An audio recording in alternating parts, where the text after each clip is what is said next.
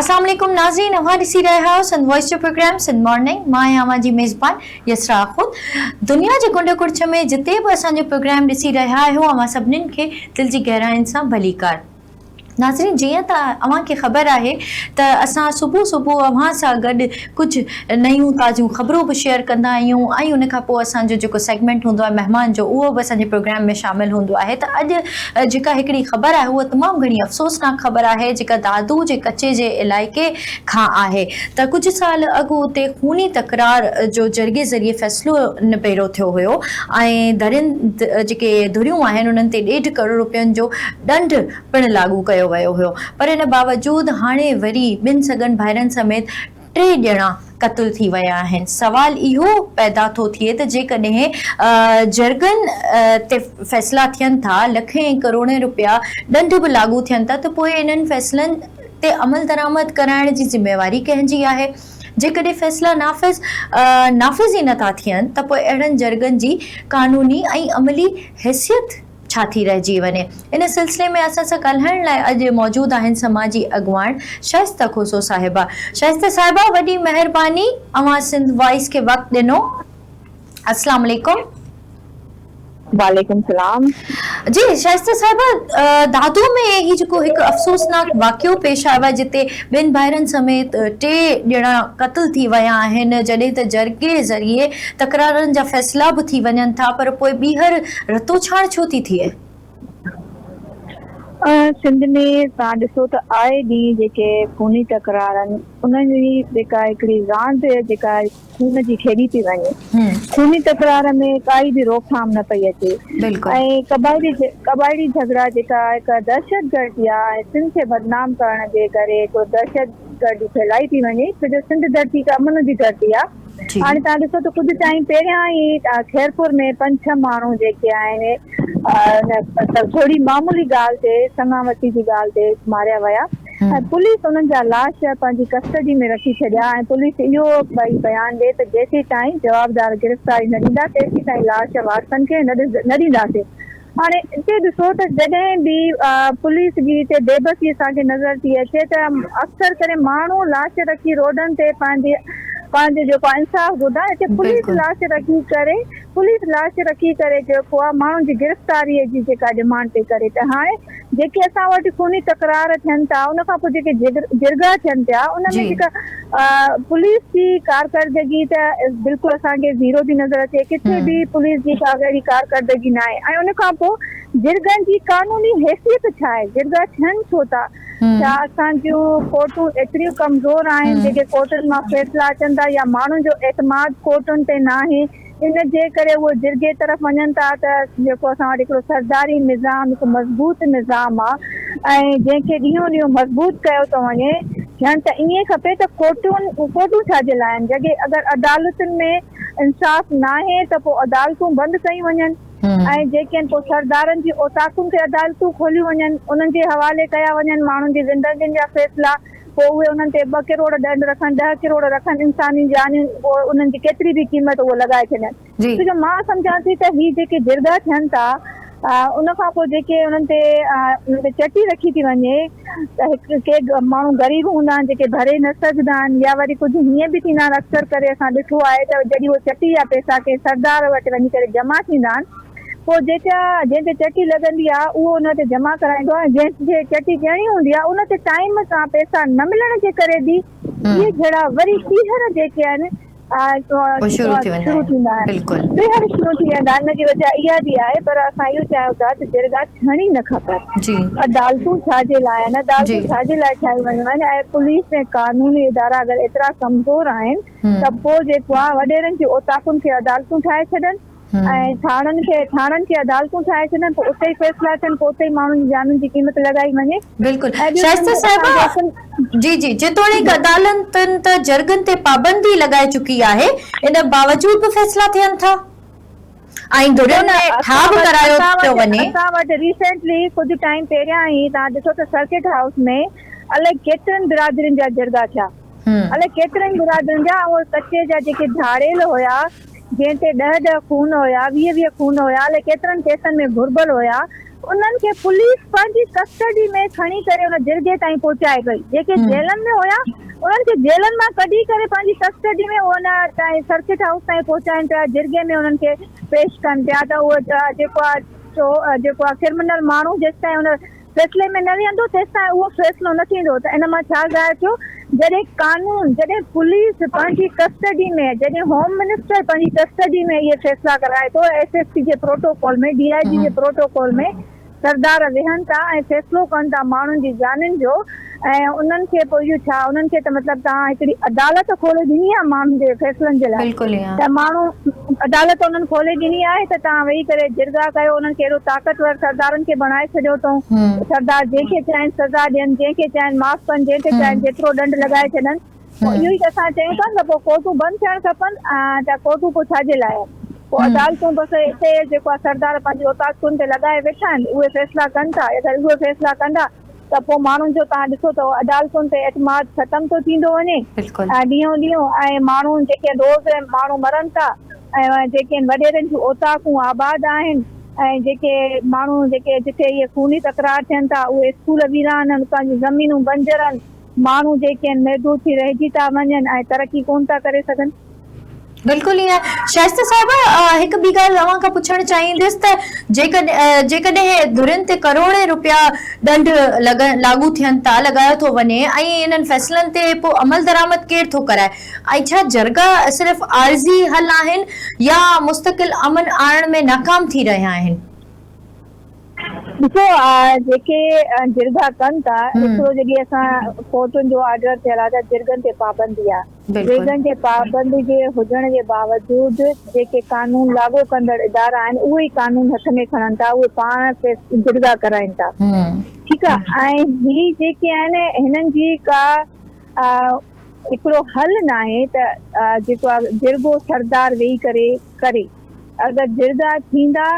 ऐं माण्हुनि खे इंसाफ़ न मिलंदो त पोइ आए ॾींहुं नौजवान बेगुनाह जेके शहीद थींदा रहंदा, अमरिन जूं झोलियूं ख़ाली थींदी रहंदियूं। अगरि कोर्टुनि मां माण्हुनि खे इंसाफ़ मिलंदो ऐं माण्हुनि खे ईअं लॻंदो त असांखे कोर्टुनि जी तरफ़ां इंसाफ़ मिले थो त माण्हू सरदारनि जी तरफ़ लाड़ो न कंदा। जॾहिं माण्हुनि खे कोर्टुनि में इंसाफ़ नथो मिले, जॾहिं किथे बि को अहिड़ो वाक़ियो पेश थो अचे त सभ खां पहिरियां पुलिस जो इन में असांखे रोल ज़ीरो थो नज़र अचे। जिथे माण्हू मरी था वञनि, माण्हू मरी वञनि था ऐं 10 खून थी वञनि था, उन खां पोइ वञी करे पुलिस हुते पहुचे थी। ऐं पुलिस बि वरी जेको आहे FIR बि तव्हां ॾिसो त अक्सर करे जेके माण्हू केसनि में खून में जेके मुलविस नाला उन्हनि जा ॾिना वेंदा आहिनि। पोइ 50-50, 100 माण्हुनि ते FIR थी वेंदी आहे। पोइ उहे वीचारा छा कंदा आहिनि, कचीअ जी तरफ़ रुख कंदा आहिनि, रूपोश थी वेंदा आहिनि ऐं उन्हनि पोइ मजबूरन उहे जेके आहिनि जिरगे जी तरफ़ ईंदा आहिनि। ऐं पुलिस हिते छा कंदी आहे, जेको उनखे वधीक पैसा ॾींदो पुलिस उनजी फेवर में उनखे सपोर्ट कंदी। या कंहिं पॉलिटिकली पार्टी सां उनजो तालुक हूंदो या कंहिं सरदार सां हूंदो त पुलिस उनखे सपोर्ट कंदी। अगरि कंहिंसां ज़ुल्म बि थियल हूंदो त उनखे इंसाफ़ न मिलंदो, छो जो ॿी धुर ताक़तवर आहे ऐं उनजी बेस सपोर्ट ते माण्हू आहिनि जेके इनखे सपोर्ट कनि था। ऐं उन खां पोइ वरी जॾहिं उहे थाणनि ते अचनि था उते बि उन्हनि खे रिश्वत ॾियणी पए थी। जॾहिं कोर्टुनि में वञनि था, वकील कनि था, वकील खां पोइ उन्हनि खे जेको सालनि जा साल केस खे कोर्टुनि में हले थो ऐं उन्हनि जा फैसला जल्दी नथा अचनि। हाणे हे जिरगो जॾहिं थिए थो त जिरगे में इहो आहे त हिकु ॾींहं जे अंदरि फतवा अची थी वञे, बाबा हिन ते एतिरो दंड लॻो, हिन ते एतिरो दंड लॻो, पोइ जेको आहे पाण में घुरियो ठही थी वञनि। पोइ उहो मुस्तकिल हल न आहे, छोजो उनखे का सज़ा न मिली। इंसान जी जान जी क़ीमत इहो न आहे त करोड़ रुपयो ॾेई छॾियो थिए त इंसान जी जेको आहे उहो उनजो मुआवज़ो जेको आहे उनजो उहो इंसान वापसि नथो अची सघे ऐं उन माउ जी झोली भरिजी नथी सघे, उनजे बचण जो जेको आहे पीउ वापसि नथो अची सघे, न भेण जो भाउ थो अची वापसि सघे। अगरि उनखे कानून सज़ा ॾे, टाइम ते जेको आहे इन्हनि केसनि जी फतवाऊं अचनि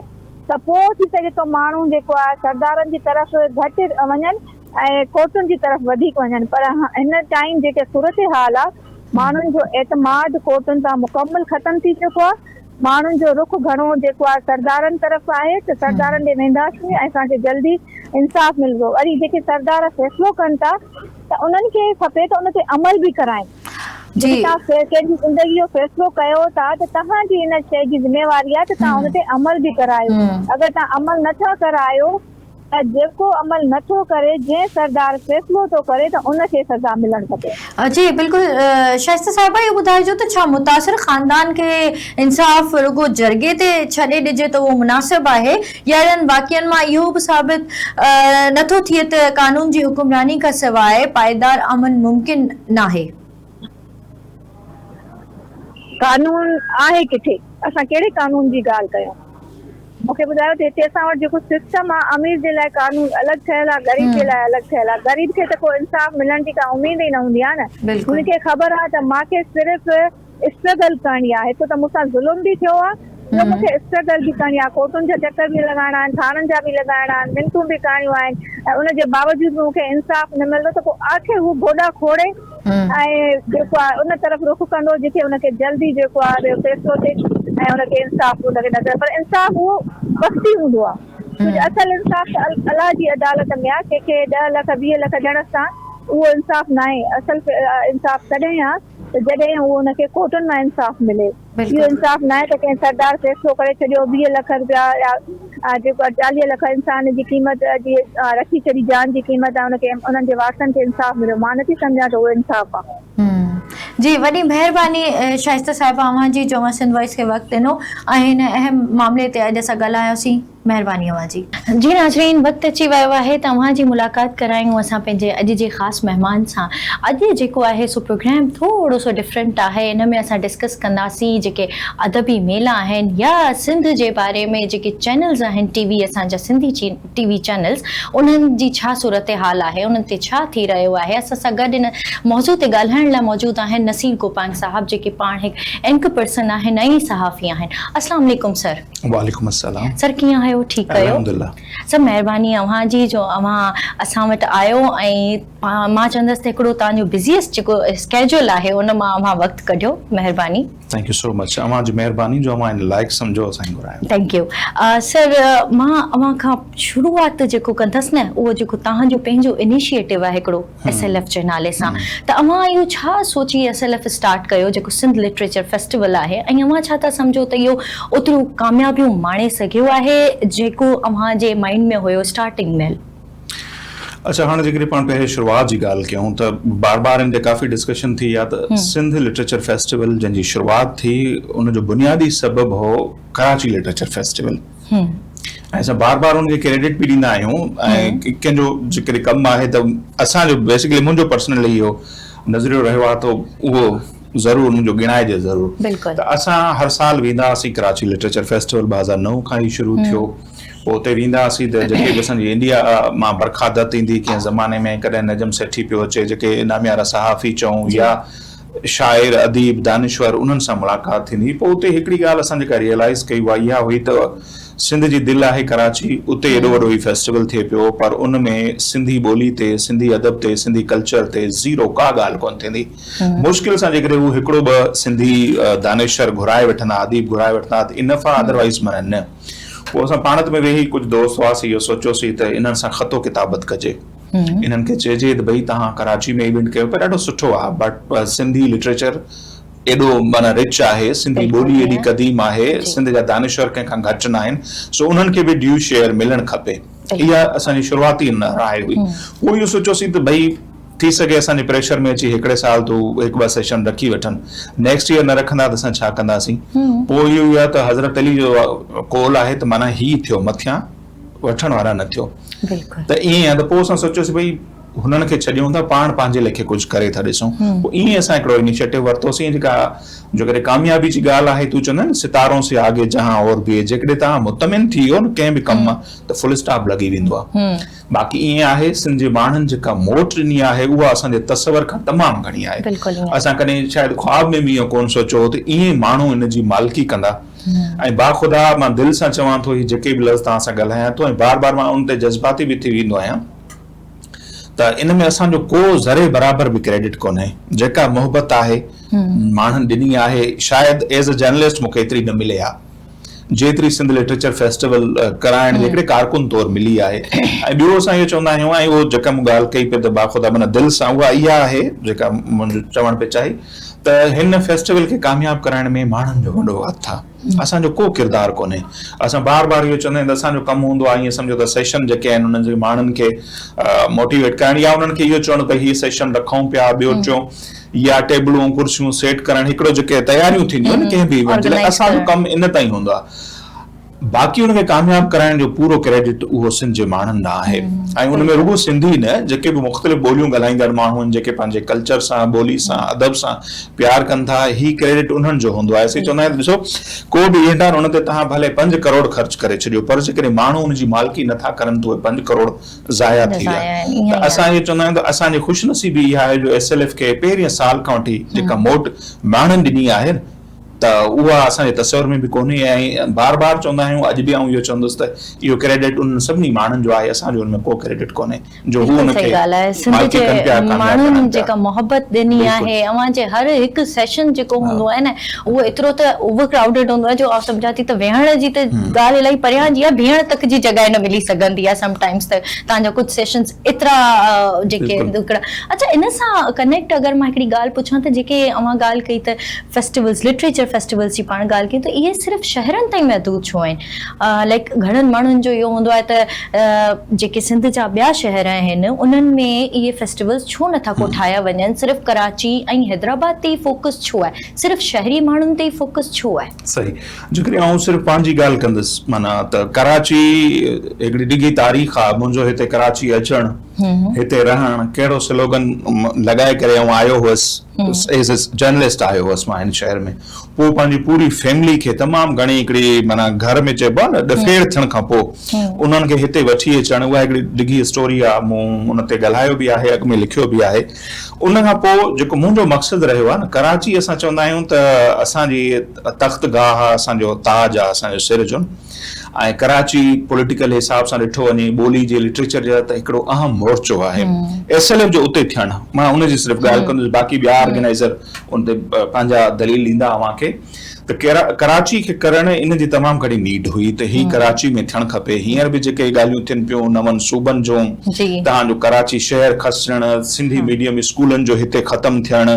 ऐं जेके असांजा पंहिंजा माण्हू जेके सिंध जे मुख़्तलिफ़ शहरनि खां कराची शिफ्ट थिया आहिनि उहे पंहिंजी ॿोली खां उन्हनि जो परे थियणु इन जे करे असां जेके दोस्त हुआसीं असांखे इहो लॻो त कराची अहम मोर्चो आहे ही ख़ाली न कजे हिते थियणु खपे इन जे करे असां फोकस इहो रखियो आहे गुज़िरियल 10 सालनि खां त कराची में कजे हालतूं चाहे कहिड़ियूं बि हुजनि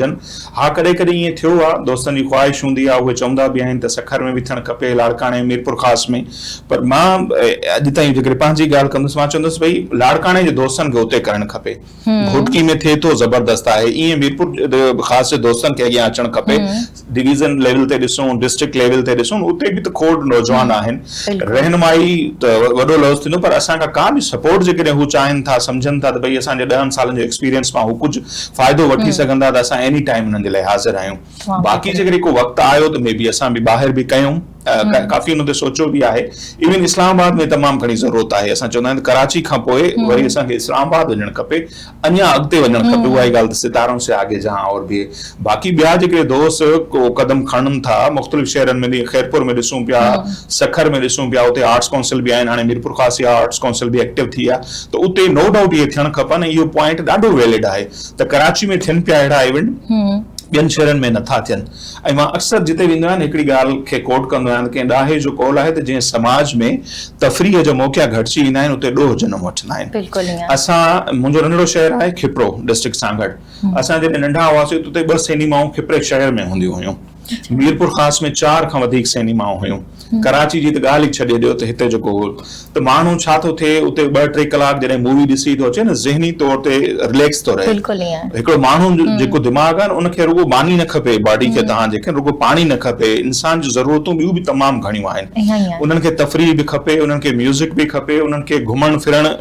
बि उन्हनि जे लाइ लाज़मी आहे हाणे तव्हां ॾिसी वठो त तफ़रीह जे नाले ते सिंध में तव्हांखे कुझु कोन मिलंदो न को वॉलीबॉल जा हाणे मैच था थियनि न को असां वटि क्रिकेट जे हवाले सां ग्राउंड एक्टिव आहिनि न असां वटि सिनेमा रही बसि कुझु दरगाहनि ते जेके ईयरली हिकिड़ा उर्स मुबारक थियनि था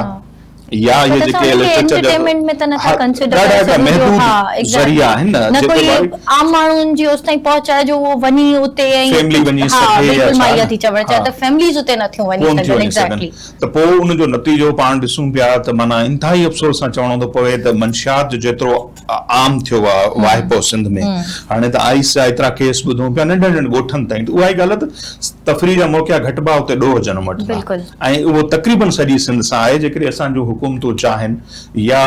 जेके इदारा लाॻापियल आहिनि इन्हनि कमनि जे हवाले सां या उतां जी जेका सिविल सोसाइटी उहो चाहे त घणो कुझु थी सघे थो। बिल्कुलु ईअं आहे इंसान अगरि जेको चाहींदो आहे न त उहो मां सम्झां थी त उहो करे ई रहंदो आहे। नसीर साहब हिन सां गॾु हलंदासीं त छा सिर्फ़ु जेका सिंधी ॿोली आहे उहा अदबी मेलनि ताईं रहिजी वई आहे, मतिलबु अदबी मेला ई सिंधी अव्हांखे सेखारे सघनि था या उन जा जेके सिंधी सेशन्स आहिनि उहे ई अव्हांजी सिंधीअ खे सुठो करे सघनि था, या तालीमी इदारनि जो इन में कहिड़ो किरदारु आहे? अदबी मेलो त ॾिसो न उनजी इंपॉर्टेंस पंहिंजी जॻह ते, पर उहो हिकिड़ो 2 या 3 ॾींहंनि जो हिकिड़ो इवेंट आहे न, उनखे जेकॾहिं असीं सम्झूं त बसि इहे बचाइण लाइ कोशिशि ज़रूर कंदा, पर इहे ई बचाए सघंदा त उते मां चवंदुसि नो। उन्हनि जे लाइ जेको वॾे में वॾी ज़िम्मेवारी ख़बर अथव उहा आहे फैमिली जी, माउ जी ज़िम्मेवारी आहे, उहा पीउ जी ज़िम्मेवारी, घर खां इनखे पाण जेकॾहिं शुरू कयूं, तालीमी इदारनि ते बि पाण पोइ अचूं। छाकाणि त हिकिड़ो ॿारु आहे उहो 6 कलाक 4 कलाक 8 कलाक स्कूल थो वञे, अदरवाइज़ बाक़ी 24 कलाकनि में उनजो घणो वक़्तु पंहिंजे घर में थो गुज़रे। ऐं इंतिहाई अफ़सोस सां उहो चवंदासीं अव्हांजो बि उथण वेहण थींदो हूंदो त असांजा माण्हू उहे ख़ासि तौर ते जेके वॾनि शहरनि में निकिरी आया आहिनि, ख़ासि तौर ते हैदराबाद कराची निकिरी आहिनि, हैदराबाद में वरी बि ठीकु, कराची में निकिरी आया आहिनि, उहे अलाए छो अहसास कमतरी आहे, आई डोंट नो छा आहे त मतिलबु उहो ॼण त ॿाहिरि निकिरनि था, अञा बि वरी थोरो घणो घर में त ॻाल्हाइनि था, ॿाहिरि निकिरनि था न त पोइ उते माना उहो ॼण शाय फील था कनि त बाबा पंहिंजी ॿोली त फ़ख्रु हुजणु खपे न। मूंखे बाख़ुदा मूंखे सदाईं प्राउड रहियो, मुंहिंजो फेसबुक जो वाल जेको आहे अव्हांजे साम्हूं हूंदो, 2009 खां मुंहिंजो अकाउंट ठहियल अथव, मूं जेको कुझु लिखियो हूंदो उहो सिंधीअ में हूंदो, तमामु घटि जेकॾहिं 100 मां 2-4 पोस्टूं उर्दू जूं हूंदियूं, उहो जेकॾहिं उर्दू दान जेके आहिनि उन्हनि ते कॾहिं ॻाल्हि पहुचाइणी हूंदी आहे त नंढो स्टेटस मां उर्दू में लिखी वठंदो आहियां, अदरवाइज़ मूं पंहिंजी ॿोली में लिखियो आहे जेको कुझु। घणनि माण्हुनि जी शिकायत भई मुंहिंजा मैसेज जेके बि दोस्त हींअर ॿुधनि था उहे इन ॻाल्हि जी गवाही ॾींदा, मूं कॾहिं बि कंहिंखे इंग्लिश में या रोमन में बि न लिखियो हूंदो। जेके बि सिंधी मुंहिंजा दोस्त आहिनि माण्हुनि खे सिंधी में मैसेज कंदो आहियां, उन्हनि खे ॻाल्हि सम्झ में अचे न अचे, पोइ घणा वॉइस मैसेज कंदा आहिनि खणी जेके मम्मी डैडी खणी चऊं जेके दोस्त आहिनि, अदरवाइज़ त वरी ॻाल्हि उन ते था अचूं त तालीमी इदारनि जी ज़िम्मेवारी बिल्कुलु आहे, पर उन खां वधीक ज़िम्मेवारी फैमिली जी आहे। उहे पंहिंजी ॿोली खां जॾहिं परे था, ऐं उहे ई अथव फैमिली आहे जेका स्कूल वारनि खे बि पाबंद कंदी, न त न को मिनिस्टरनि जो इहो मसइलो आहे, न को सेक्रेटरियुनि जो इहो मसइलो आहे, न को प्राइवेट स्कूल वारनि जो मसइलो आहे, हू त चाहींदा इहा पढ़ाई न वञे। जेके माण्हू ॻरियूं फीसूं अदा कनि था न, उहे जेकॾहिं प्राइवेट स्कूलनि खे बाउंड कंदा, पाबंद कंदा, या कॾहिं मूंखे न आहे ख़बर, साईं सरदार शाह वधीक ॿुधाए सघे थो, त कॾहिं कंहिं फैमिली जो जेको वफ़द आहे हुन वटि हली आयो आहे त फलाणे स्कूल में मुंहिंजा ॿार पढ़नि था, उते सिंधी नथी पढ़ाई वञे, तव्हां हुननि खे कुझु मुंहिंजो न आहे ख़्यालु, या कॾहिं कराची जी ॻाल्हि कजे त कराची में त ईअं बिल्कुलु बि नथो थिए, बाक़ी अञा हैदराबाद में थोरी सी इन खे चइजे त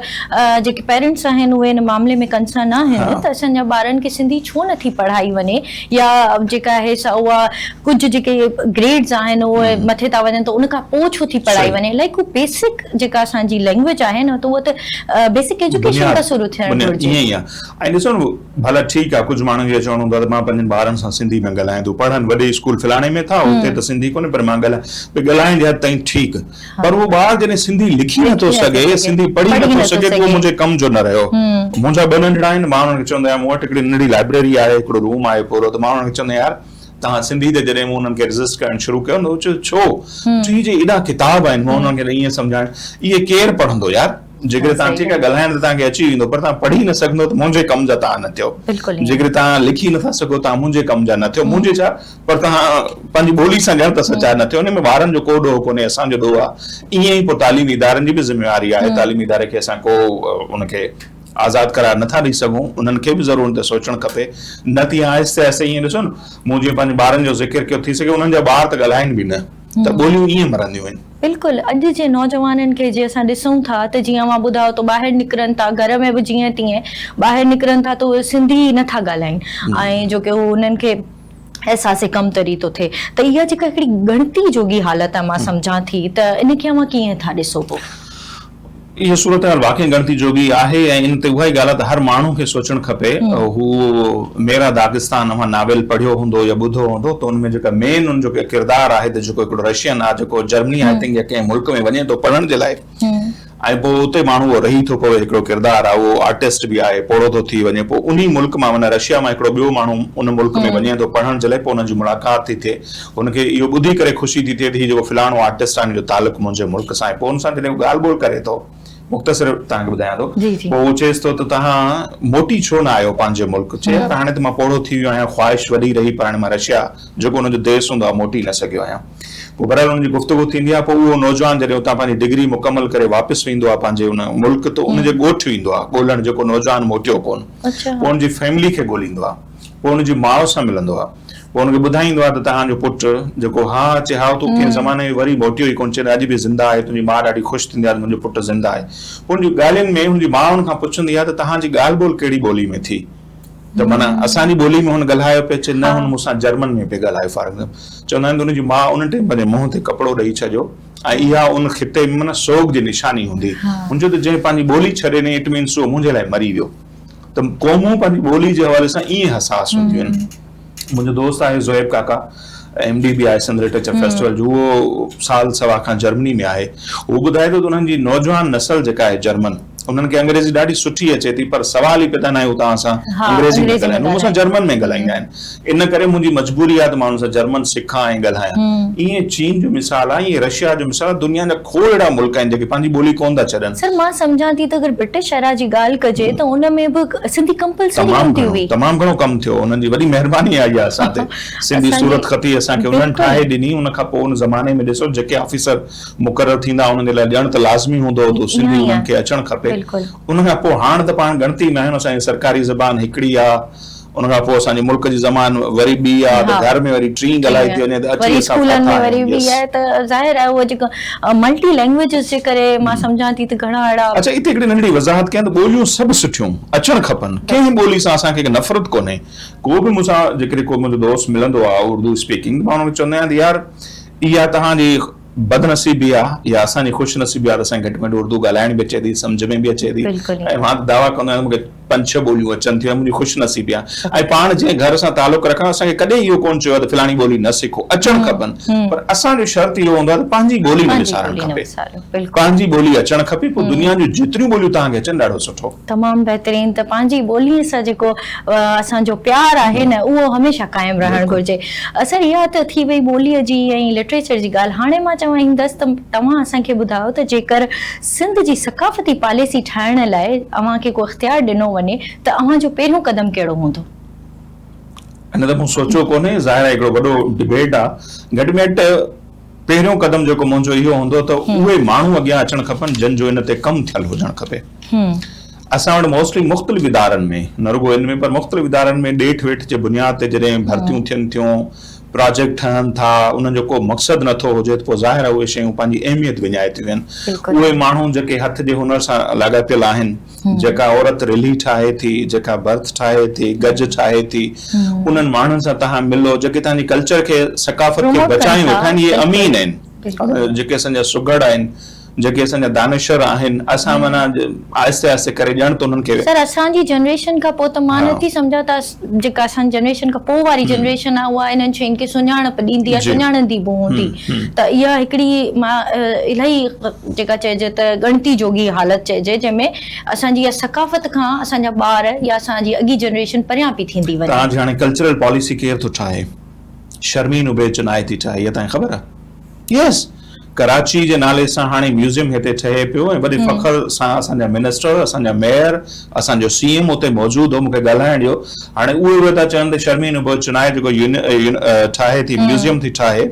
उनमें जेका सिंध जी तारीख़ शुरू थी थिए उहा 47 खां थी शुरू थिए ॼण मोस्टली जेके उते शयूं जेके रखियूं वेंदियूं उहे त मतिलबु उन खां असां जेका हज़ारे सालनि जी तारीख़ हुई उन जी का वैल्यू कोन्हे शर्मीन उबे चुनाए सां मूंखे को इख़्तिलाफ़ कोन्हे पर भई उन जी भेट में जेकॾहिं असां सिंध में माण्हू ॾिसूं त तमामु हिकिड़ा पढ़िया गढ़िया माण्हू जंहिंजो एॾो कमु आहे तव्हां उन्हनि माण्हुनि खे छॾे करे अहिड़नि माण्हुनि खे तव्हां एॾा वॾा मेन प्रोजेक्ट जेके सदियुनि ताईं म्यूज़ियम जॾहिं ठहे थी न ॿाहिरियां माण्हू बि घुमण ईंदा तव्हांजा लोकल माण्हू बि ॾिसण ईंदा तव्हां प्रोजेक्ट अहिड़नि माण्हुनि खे था ॾियो जिन खे तव्हांजी ॿोली सां न को तव्हांजी ॿोली त अचे ई कोन थी तव्हांजे कल्चर खां वधि में हुननि किताबनि में पढ़ियो हूंदो त सिंधी तारीख़ छा आहे हू उन माण्हू सां सही अंदाज़ सां कनेक्ट आहिनि ई कोन अहिड़ा अहिड़ा तव्हांजा खोड़ वॾा मनसूबा आहिनि कंहिं कंहिं जो मां वेही हिते ज़िक्र कयां जेके अहिड़नि माण्हुनि खे ॾिनल आहिनि जॾहिं तव्हांजी फिल्मुनि जी ॻाल्हि थिए थी त उहे प्रोजेक्ट कंहिंखे था मिलनि मारवी फिल्म जी ॻाल्हि थी पए त उन ते वॾो हिकिड़ो तकरार विच में तज़ाद शुरू थियो हो उन खां पोइ उहो न थियो पोइ हाणे वरी उनजी ॿीहर सां ॻाल्हियूं थियनि पियूं त कहिड़ी कास्ट खजी थी वञे हाणे उनजो डायरेक्टर केरु हूंदो केरु लिखंदो उहो स्क्रिप्ट जेको उन माण्हू खे तव्हां ॾींदो जेको असांजे कल्चर सां ई वाक़िफ़ न हूंदो जंहिंखे असांजी ॿोली नथी अचे त उहो तव्हांजे लाइ छा कंदो छा असांजा माण्हू न रहिया आहिनि हिते आहिनि सुठा फिल्म डायरेक्टर बि आहिनि स्क्रिप्ट लिखण वारा बि हिते वेठा आहिनि सुठा एक्टर बि हिते आहिनि पर पंहिंजनि माण्हुनि ते न सॉरी टू से अखी कोन थी पवे न उहो चवंदा घर की मुर्गी दाल बराबर सहाफ़त में तव्हां जेको अंजाम असां ॾिसो न प्रेस कॉन्फ्रेंस थिए न ॿ सिंधी सहाफ़ी बीठा हूंदा न जेका हिकिड़ी तल्ख़ हक़ीक़त मां तव्हांखे ॿुधायां उन्हनि जे सवाल ते असांजे वज़ीरनि जो कन न वेंदो आहे पर उते ई जेकॾहिं हिकिड़ी कंहिं नंढी अख़बार या चैनल जेको उर्दू दान सहाफ़ी या अंग्रेज़ी में खणी सवाल कए त यकदमि हुननि जो कंध ई मुड़ी वेंदो न ही केरु ऐं ॿियो हुननि खे इहो हूंदो आहे त हिननि खे रिप्लाई न कंदासीं त पोइ शायदि सुठो न थिए असांखे त माना अॼुकल्ह ईंदासीं शायदि हाले तव्हां सिंधी मीडिया ते पुछंदव अलाए न हुनखे त उहो खंगन ई कोन था न हुकूमत तव्हांजी सिंधी मीडिया खे ऑन करण लाइ तयारु कोन्हे उनखे खंगण लाइ तयारु कोन्हे वॾे में वॾो मिसाल मां त बार बार गिणाईंदो आहियां इम्तियाज़ मीर साहिब जो मिसाल हो असांजे एॾा सीनियर जर्नलिस्ट एंकर पर्सन उहे ईअं मारिजी विया त असां जेको इंफॉर्मेशन जो वज़ीर आहे उन अस्पताल ते वञण गवारा कोन कयो त लियाकत नेशनल हॉस्पिटल में 8 ॾींहंनि ते हुनजो इलाज हलियो जॾहिं हुनजो जनाज़ो खयूं पिया त असां कुझु सहाफ़ी दोस्त उते हुआसीं उन टाइम कंहिं टीवी चैनल जो उते कैमरामैन कोन हो को टीवी चैनल जो रिपोर्टर कोन हो जेके बि उते आयल हुआ पर्सनल कैपेसिटी में आया हुआ त भई जॾहिं इहा ख़बर 8:15 वॻे आई त हू हाणे दुनिया में न आहिनि रहिया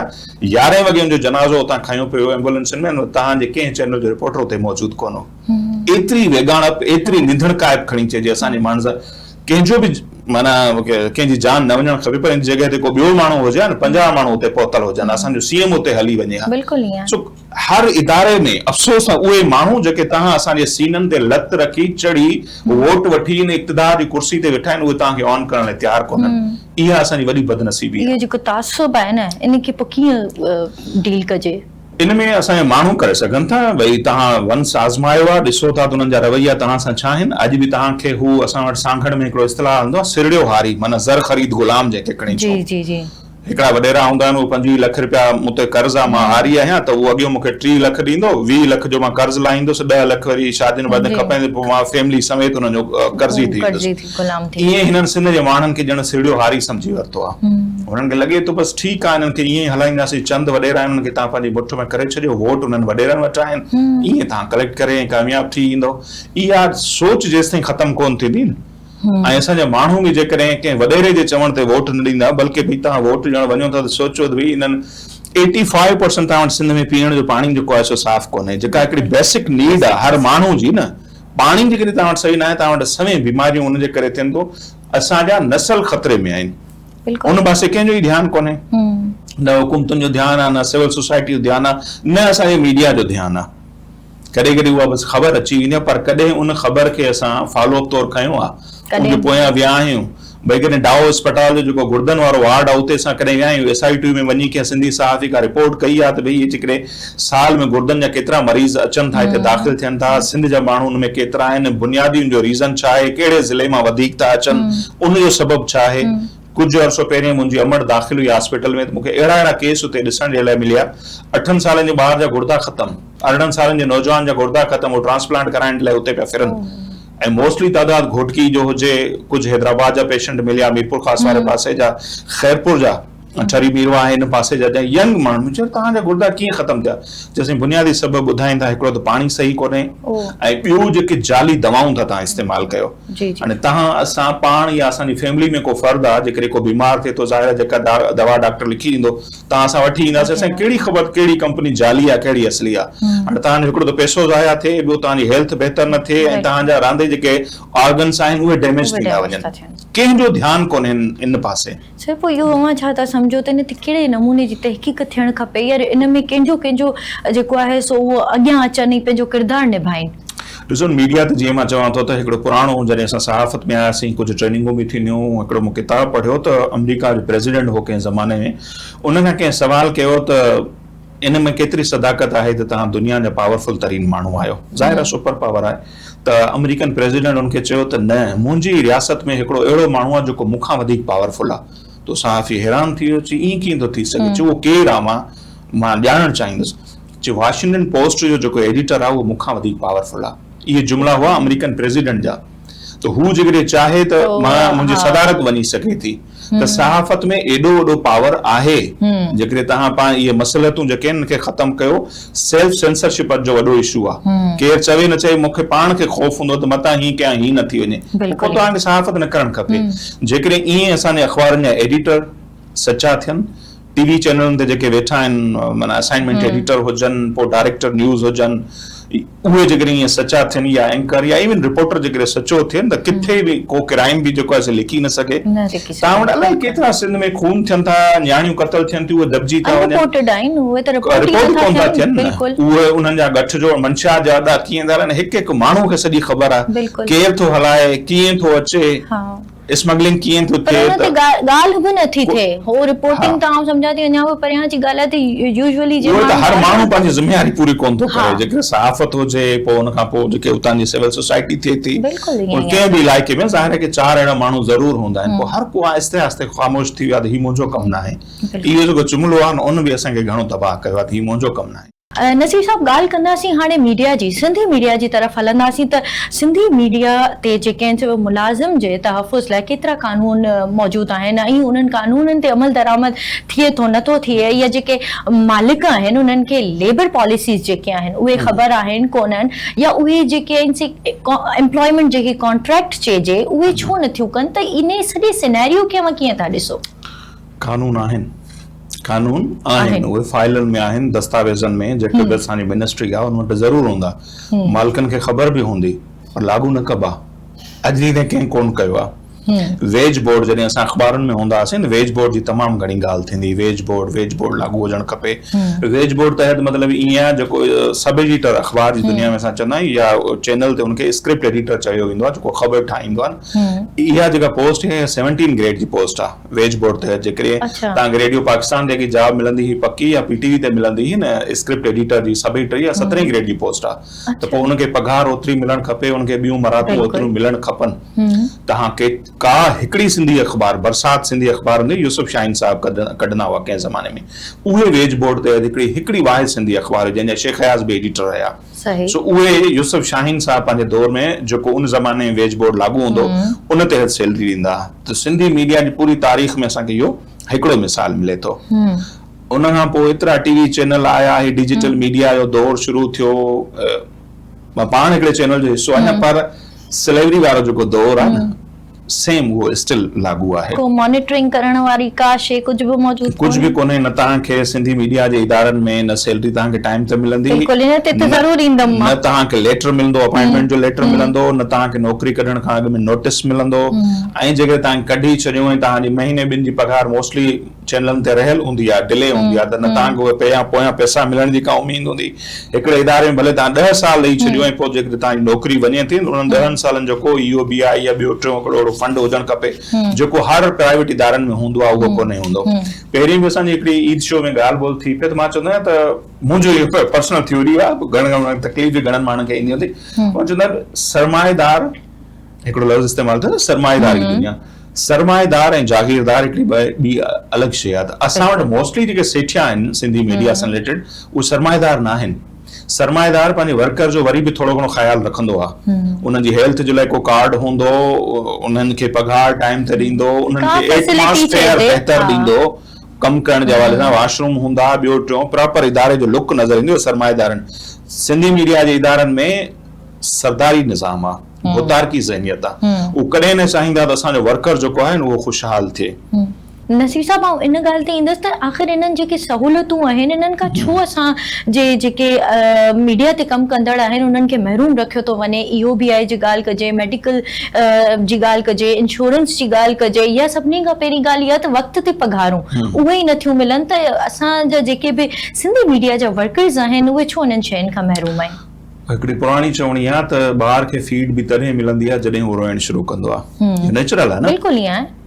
कॾहिं कंहिं सिंधी तंज़ीम या सहाफ़ती तंज़ीम जेका बि ठहियल हुजे, उन केतिरो हिन ते आवाज़ उथारियो आहे। प्रेस रिलीज़ जारी करण हिकिड़ी अलॻि शइ हूंदी आहे, पर मालिकनि खे कॾहिं उन्हनि प्रेशराइज़ कयो आहे त भई इहे सहूलियतूं ॾियो, अदरवाइज़ असां तव्हांजे इदारे जो घेराव कंदासीं वंस, या जेके तव्हांजो इंफॉर्मेशन जो इदारो आहे उनजी इहा ज़िम्मेवारी थिए थी जॾहिं तव्हां उन्हनि खे करोड़े अरबे रुपयनि जा इश्तिहार ॾियो था, तव्हां उन्हनि खे बाउंड कयो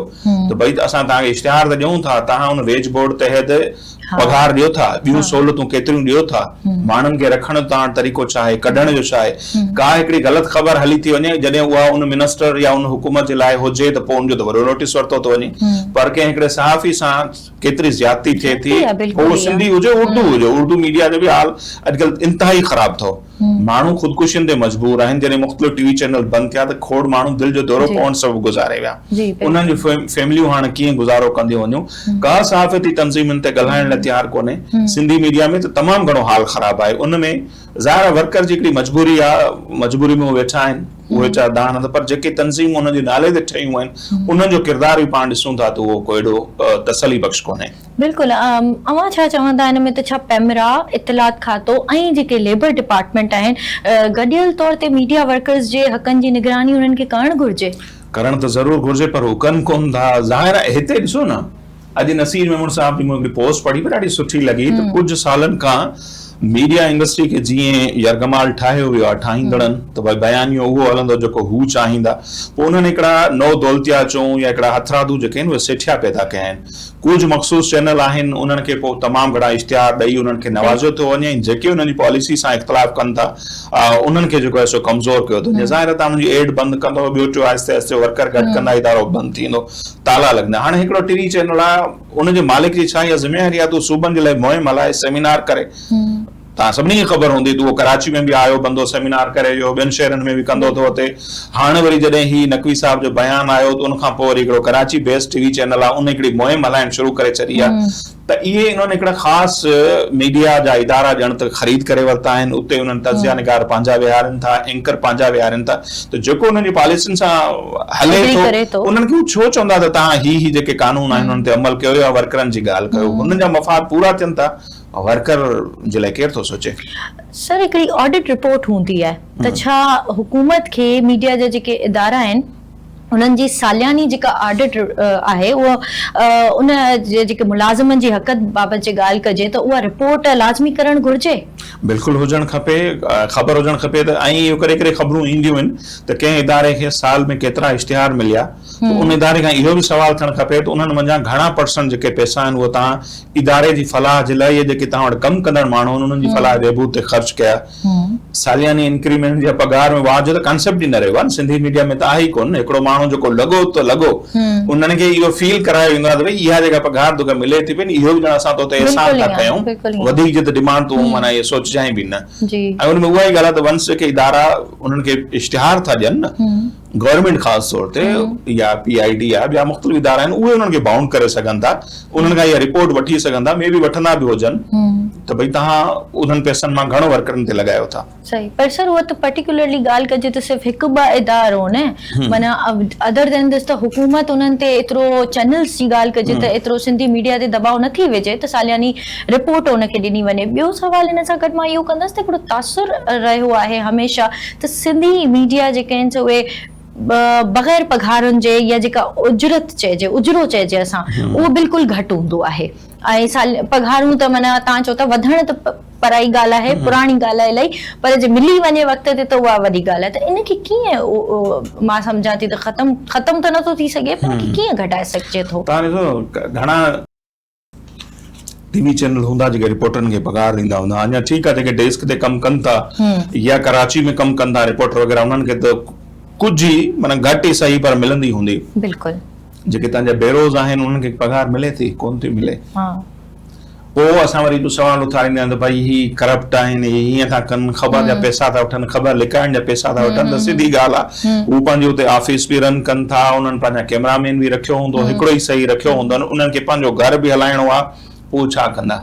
त उन करप्शन खे बि हथी ॾियारण में उन्हनि मीडिया मालिकान जो वॾो हथु आहे। ऐं वरी इहा बि हिकिड़ी ॾाढी इंट्रेस्टिंग ॻाल्हि अथव, लफ़ाफ़ी सहाफ़ी जेके असां चऊं था,